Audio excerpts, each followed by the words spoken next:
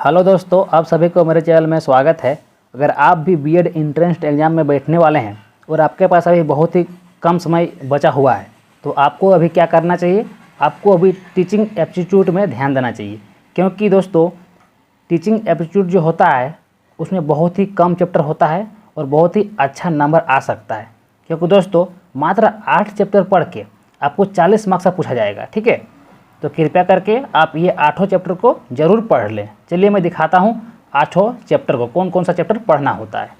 आप देख पा रहे होंगे यहाँ पर कौन कौन सा चैप्टर पढ़ना होता है। देखिए, शिक्षा के प्रति दृष्टिकोण, बच्चों के प्रति दृष्टिकोण, शिक्षण पेशा के प्रति दृष्टिकोण, शिक्षण अभिरुचि, नेतृत्व एवं समूह प्रबंधन, समायोजन, अंत व्यक्तित्व और अंतर व्यक्तिक भेद, स्कूली शिक्षा से संबंधित समकालीन मुद्दे। बस ये 8 ही टॉपिक होता है। ठीक है, इससे बाहर आपका एग्जाम में नहीं पूछा जाएगा बीएड में। ठीक है, तो दोस्तों आपको करना क्या है, सिर्फ यही 8 चैप्टर को ध्यान से पढ़ लेना है। ठीक है, आप 40 में से आराम से कम 30 नंबर तो ला ही सकते हैं। चलिए हम आज पहला चैप्टर को स्टार्ट करते हैं। देखिए, शिक्षा के प्रति दृष्टिकोण। इस चैप्टर से जितने भी ऑब्जेक्टिव प्रश्न है सारे को मैं एक ही वीडियो में कवर करूँगा। ठीक है, यानी अगर 8 चैप्टर है तो 8 वीडियो में ख़त्म। ठीक है, अगर आपके पास समय अगर बिल्कुल ही कम है तो कम से कम ये 8 चैप्टर को ज़रूर देख लीजिएगा। ठीक है, तो दोस्तों अगर मेरे चैनल में पहली बार अगर आए चैनल को ज़रूर सब्सक्राइब कर लीजिएगा। ठीक है, 8 चैप्टर मैं 8 दिन के अंदर डालने वाला हूँ। देखिए, आज का जो हम लोग का जो चैप्टर हुआ है शिक्षा के प्रति दृष्टिकोण। ठीक है, चलिए हम लोग इसका आंसर क्वेश्चन पे आते हैं सीधे। देखिए, यहाँ पर इसका आंसर क्वेश्चन दिया हुआ है। अगर आपके पास अगर ये बुक अवेलेबल है तब आप अपने बुक से भी पढ़ सकते हैं। ठीक है, अगर नहीं अवेलेबल है आपके पास बुक तो आप इस वीडियो को पूरा अंत तक देखिएगा। ठीक है, देखिए पहला जो प्रश्न है क्या बोला कि मनुष्य के अंतर्निहित पुण्यता के अभिव्यक्त करना ही शिक्षा है। शिक्षा की ये परिभाषा किसने दी, ये किसने कहा था? दोस्तों याद रखना है, इसे विवेकानंद जी ने कहा था। ठीक है, दूसरा प्रश्न देखिए क्या बोल रहा है। शिक्षा से मेरा अभिप्राय बालक तथा प्रौढ़ के शरीर, मन तथा आत्मा के अंतर्निहित शक्तियों के सर्वांगीण प्रकटीकरण से है। ये कथन किस शिक्षा शास्त्री का है? तो दोस्तों याद रखना है, ये जो कथन है ये है महात्मा गांधी का। ठीक है, अगला प्रश्न देखिए 3 नंबर क्या बोल रहा है। शिक्षा एक त्रिमुखी प्रक्रिया है। यह किसने कहा है? शिक्षा जो एक त्रिमुखी अभिक्रिया है, प्रतिक्रिया है, तो ये किसने कहा था? दोस्तों याद रखना है, ये डोई ने कहा था ना। ये ऑप्शन 20 का सही जवाब हो जाएगा। अगला देखिए 4 नंबर क्या बोल रहा है कि निरौपचारिक शिक्षा एवं सुविधाजनक स्थान, समय, विद्यार्थियों के मानसिक स्तर और मनोवैज्ञानिक वृद्धि को ध्यान में रखकर प्रदान की जाती है। यह कथन किसका है? तो दोस्तों याद रखना है, ये कथन जे मोहंते का है। ठीक है, अगला देखिए 5 नंबर क्या बोल रहा है प्रश्न, केवल पुस्तकीय ज्ञान से कार्य नहीं चलेगा। ठीक है, हमें ऐसी शिक्षा की आवश्यकता है जिससे कोई व्यक्ति अपने पैरों पर खड़ा हो सके। किसने कहा था?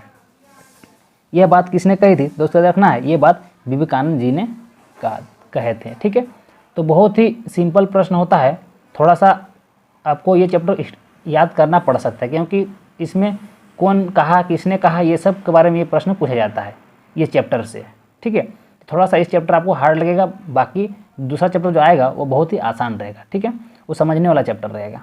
देखिए 6ठा प्रश्न क्या बोल रहा है, शिक्षा का कार्य असहाय प्रणाली के विकास में सहायता पहुंचाना है जिससे यह सुखी, नैतिक और कुशल मानव बन सके। यह कथन किसका है?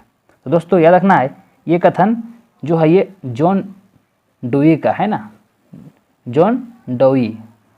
चलिए अगला प्रश्न देखिए क्या पूछा गया इस बुक में। अगला प्रश्न क्या पूछा गया है देखिए 7 नंबर प्रश्न बोल रहा है कि शिक्षा मनुष्य की जन्मजात प्रवृत्तियों का स्वाभाविक, सर्वांगीण और प्रगतिशील विकास है।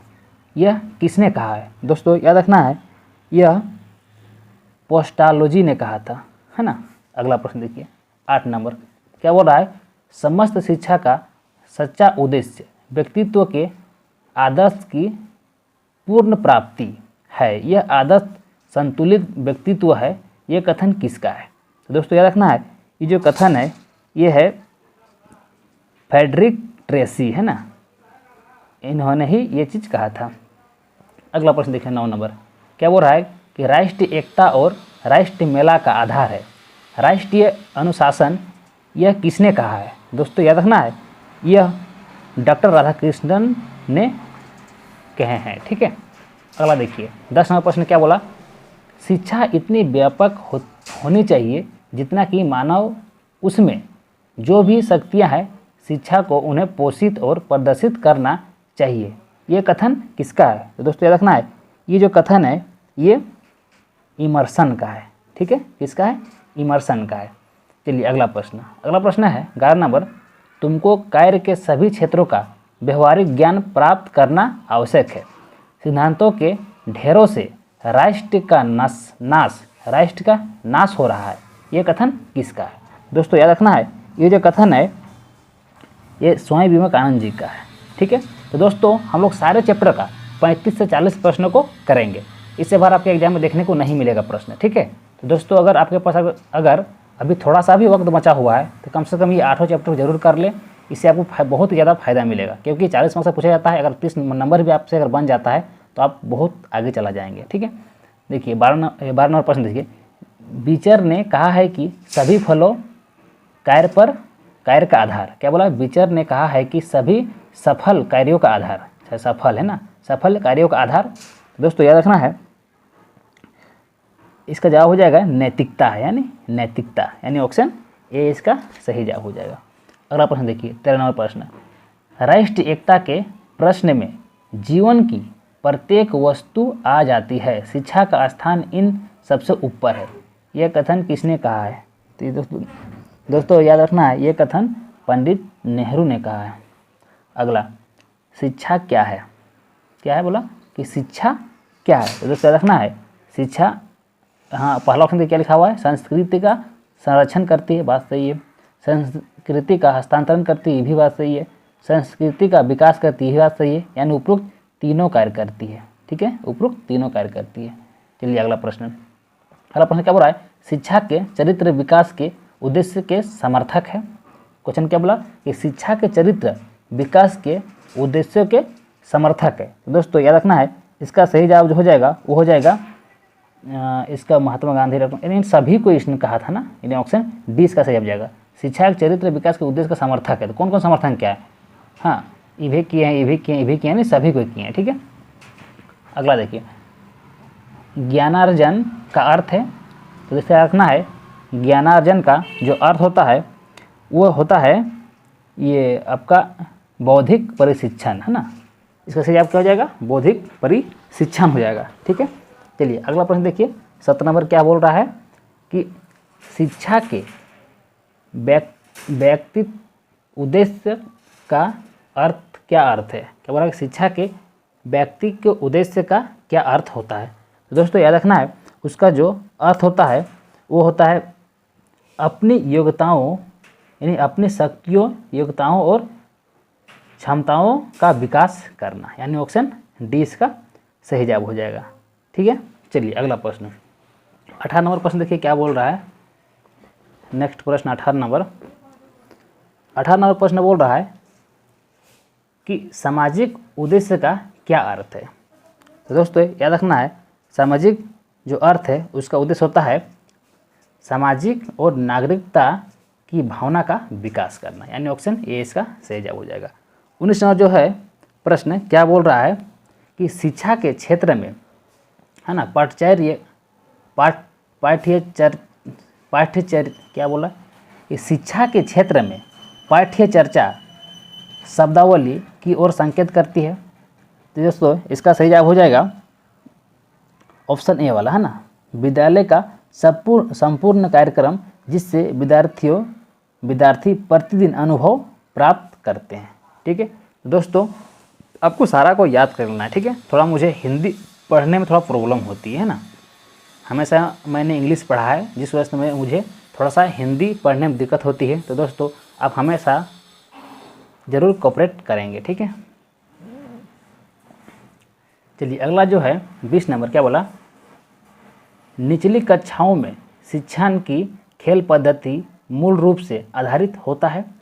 क्या बोला कि निचली कक्षाओं में शिक्षण की खोज पद्धति मूल रूप से आधारित होता है। यहाँ पर 4 ऑप्शन दिया हुआ है दोस्तों, इसमें से जो सही जवाब हो जाएगा वो होगा शिक्षा एवं बुद्धि के मनोवैज्ञानिक सिद्धांतों पर।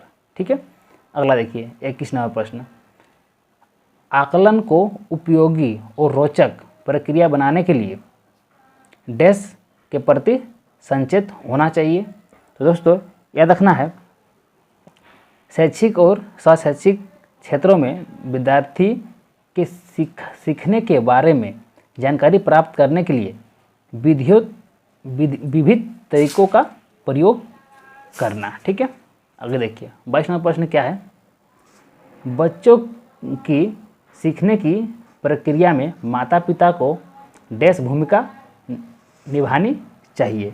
ये माता पिता को ये कौन सी भूमिका निभानी चाहिए? तो दोस्तों याद रखना है, उन्हें अग्रणमुखी भूमिका निभानी चाहिए।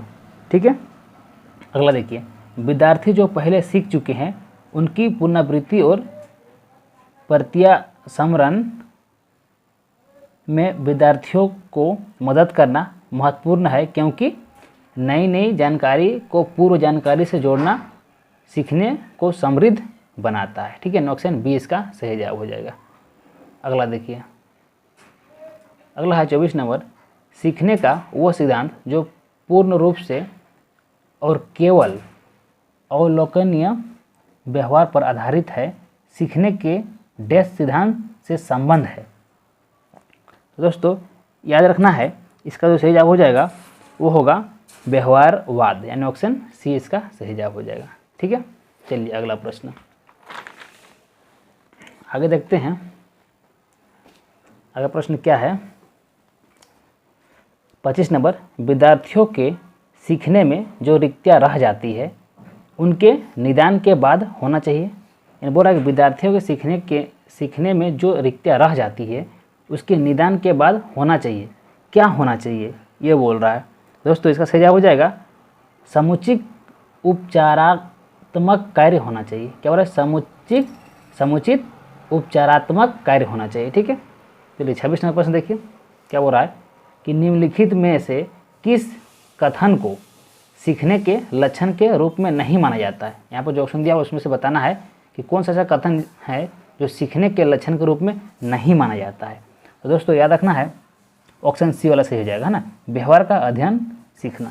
ठीक है, आगे देखिए 27 नंबर प्रश्न क्या बोल रहा है कि शिक्षार्थियों का आत्म नियमन की ओर संकेत करता है। तो दोस्तों याद रखना है, इसका सही जवाब हो जाएगा ऑप्शन ए वाला, है ना, अपने सीखने का समय पर्यवेक्षण करने की उसकी योग्यता। अगला है 28 नंबर, छोटे शिक्षार्थियों में निम्नलिखित में से कौन सा लक्षण पठन कठिनाई का नहीं है। तो दोस्तों याद रखना है, इसका सही जवाब हो जाएगा ऑप्शन बी वाला, पठन गति और व्यवहार में कठिनाई। ठीक है, देखिए अगला प्रश्न 29 नंबर प्रश्न देखिए क्या बोल रहा है, बोला कि क्रिस्टीना अपनी कक्षा को क्षेत्र भ्रमण पर ले जाती है और वापस आने पर अपने विद्यार्थियों के साथ भ्रमण पर चर्चा करती है। डैश की संकेत की ओर, मतलब डैश की ओर संकेत करता है। तो दोस्तों याद रखना है कि जो संकेत करता है वो सीखने के आकलन की ओर संकेत करता है। ठीक है, देखिए 30 नंबर प्रश्न क्या बोल रहा है कि बाल संसद का निर्माण एवं संचालन से बालकों में किस प्रकार के गुण विकसित होते हैं। ठीक है, तो दोस्तों याद रखना है, ये जो बोला कि बाल संसद का निर्माण एवं संचालन के बालकों में किस प्रकार के गुण विकसित होते हैं, तो इसमें जो है ये शिक्षार्थियों और लोकतांत्रिक मूल्यों का प्रशिक्षण प्राप्त होता है। ठीक है, चलिए अगला प्रश्न है 31 नंबर प्रश्न क्या बोल रहा है कि किंडरगार्टन शिक्षण पद्धति के जन्मदाता है। कौन है इनके जन्मदाता? दोस्तों याद रखना है, इनके जो जन्मदाता हैं वो है, ये है फ्रोबेल, है ना, फ्रोबेल है, यानी ऑप्शन डी इसका सही जवाब हो जाएगा। 32वां प्रश्न है बाल विकास है। बाल विकास क्या है दोस्तों? याद रखना है बाल विकास एक निरंतर चलने वाली प्रक्रिया है। ठीक है। अगला प्रश्न 33वां प्रश्न देखिए क्या बोल रहा है कि बाल मनोविज्ञान के स्थान पर प्रयुक्त होने वाला शब्द है। तो दोस्तों याद रखना है इसका सही जवाब हो जाएगा बाल विकास, है ना। अगला है 34 नंबर, सीखना विकास की प्रक्रिया है, किसका कथन है? तो दोस्तों याद रखना है ये जो कथन है ये वुडवर्थ का है ना, वुडवर्थ। 35वां प्रश्न है क्या बोल रहा है, किसका मत है सभी विकास एक ही दिशा में होता है? दोस्तों याद रखना है ये है जीन पियाजे का मत है। ठीक है दोस्तों, हम लोग इस चैप्टर का 35 प्रश्नों को देख लिए। आपको क्या करना है 2-3 बार देख के आपको पूरा याद कर लेना है। ठीक है, हम लोग सभी चैप्टर में 35 से 40 प्रश्नों को देखेंगे और इससे बाहर एग्जाम में नहीं आएगा, क्योंकि यहीं से सारा प्रश्न रिपीट हुआ है। आप मिला के देख लीजिए प्रीवियस ईयर क्वेश्चन पेपर को। ठीक है, चलिए तो हम लोग मिलते हैं नेक्स्ट वीडियो में, तब तक के लिए थैंक यू।